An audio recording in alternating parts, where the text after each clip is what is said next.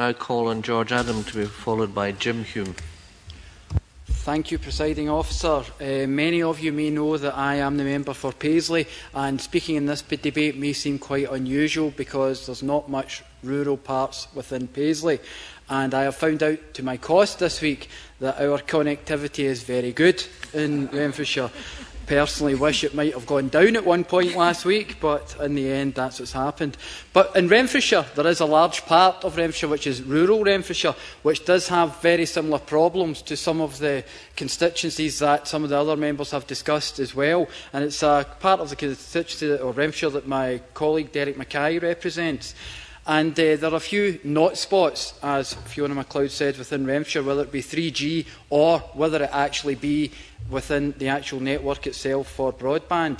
And one of the things you notice, even something as simple as going cross-country from west to east in the train, is how the 3G signal is very patchy, going right across, and have difficulty. In my own case, it might be a good thing, right enough. But at the end of the day, I think it's something, if we can't even have that in the central belt of Scotland, and our main connection between our major two cities, then that's a problem. But a couple of weeks ago I spoke on Scottish broadcasting and the Scottish Digital Network, and I spoke of a woman called Sandra Webster who has 2 autistic sons and is a carer, and to me she's a hero because she spends all her time with her children trying to ensure they have a quality of life.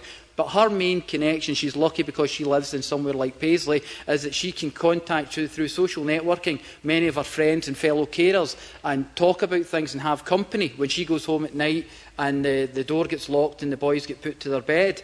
So this alone, it's not just in urban Scotland that we have situations like this. And the Cabinet Secretary is correct in saying that it's important that we have some kind of social integration when we talk about broadband as well and things. So I'm actually quite lucky, as I've said, because I do remember the days when we had dial-up, and I remember trying to download the Scotland Act when it came out.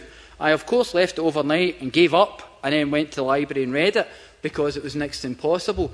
But it's vital for business, because we need to make sure that the whole of Scotland is competitive, and we can actually showcase our goods and our wares to the rest of the world. Because if we get left behind in this, whether it be rural Scotland or urban Scotland, we'll get left behind. We can't afford to be left behind at that thing. So I am actually pleased with the national broadband plan that the Scottish Government has. It's working with, obviously, Scottish Enterprise, the Highland Island Enterprise and local authorities to develop a strategic national broadband plan to ensure that the rollout of the next generation broadbands in all parts of Scotland. And I think that is vitally important from when we're dealing with things with businesses. Earlier on today, I actually went to the STV breakfast, and they talked about the multi-platform way that they actually deliver news and they deliver everything throughout Scotland themselves, and how that is very important in the future years for us to actually make sure that everyone in our communities can access all that. So I think that might be an idea for us to look at all that, so the whole of Scotland can have that.